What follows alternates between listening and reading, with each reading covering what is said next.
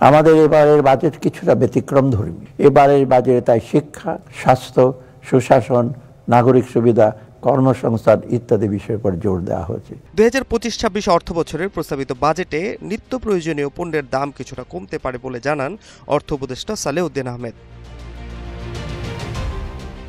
নিত্য প্রয়োজনীয় পণ্যের স্থানীয় ঋণপত্রের উৎসে কর 1% থেকে কমিয়ে 0.5% করা হয়েছে, যার ফলে ধান, গম, আলু, পেঁয়াজ, রসুন, ডাল, আদা, হলুদ, চিনি, ভোজ্যজাত তেল সহ নানা পণ্যের দাম কমতে পারে। কমবে কম্পিউটার ও যন্ত্রাংশ এবং সব ধরনের ফলের দামও।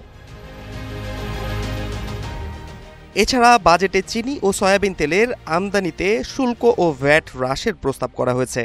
এতে করে বাজারে চিনি ও তেলের মূল্য স্থিতিশীল রাখতে সহায়ক হবে বলে মনে করছে অর্থ মন্ত্রণালয়। এছাড়াও ক্রিকেট ব্যাট তৈরির কাঠ আমদানিতে শুল্ক হার কমিয়ে 26% করার প্রস্তাব থাকায় ব্যাটের দামও কিছুটা কমতে পারে।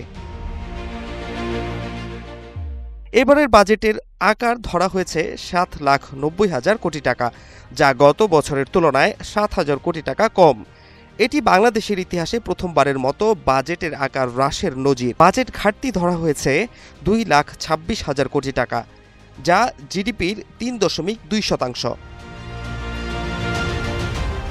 অর্থ উপদেষ্টা বলেন, মূল্যস্ফীতি নিয়ন্ত্রণ, রাজস্ব আদায় বৃদ্ধি, সামাজিক নিরাপত্তা বেষ্টনী সম্প্রসারণ ও কর্মসংস্থান সৃষ্টি এবারের বাজেটের প্রধান অগ্রাধিকার। চলতি বছর সংসদ না থাকায় বাজেট সংসদে উপস্থাপন করা হয়নি। বাজেটের উপর জনমত নেওয়া হবে এবং সেই মতামতের ভিত্তিতে চূড়ান্ত অনুমোদনের জন্য প্রধান উপদেষ্টার সভাপতিত্বে উপদেষ্টা পরিষদের বৈঠকে তোলা হবে। এরপর রাষ্ট্রপতির অধ্যাদেশের মাধ্যমে 1 জুলাই থেকে বাজেট কার্যকর হবে।